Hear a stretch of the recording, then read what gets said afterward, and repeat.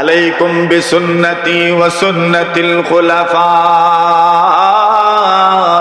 রাশিদিন। রাসূল বলেন, উম্মত তোমাদেরকে আমার সুন্নত মানতে হবে, ওয়া সুন্নাতিল খুলাফাইর রাশিদিন, এবং আমার খুলাফায়ে রাশিদিন যারা তাদের সুন্নত মানতে হবে।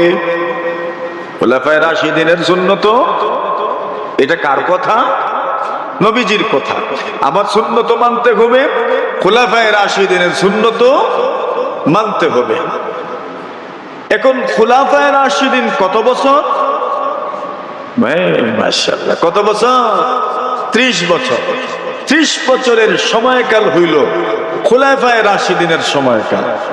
এখন হিসাব করলে দেখা যায় আবু বকর সিদ্দিকের জামানা, ওমর ইবনুল খাত্তাবের জামানা, উসমান ইবনে আফফানের জামানা, আর হযরত আলী মুর্তজার জামানা, আর হাসান রাদিয়াল্লাহু তাআলা আনহুর ওই 6 মাসের জামানা যদি মিলানো যায় তো দেখা যায় প্রায় 30 বছর। সুবহানাল্লাহ, কত বছর? এই 30 বছর। এখন আসুন আমরা এখান থেকে কি বুঝতে পারলাম? নবীজির বক্তব্য হইল, আলাইকুম বিসুন্নতি ওয়া সুন্নাতিল খুলাফাইর রাশিদিন।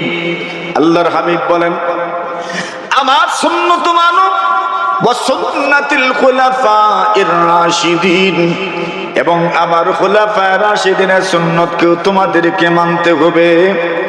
সুন্নাতুল খুলাফাইর রাশিদিন, তারাবির নামাজ জামাতের সাথে শুরু হয়েছে ওমর রাদিয়াল্লাহু তাআলা আনহুর জামানায়, উনি শুরু করেছেন।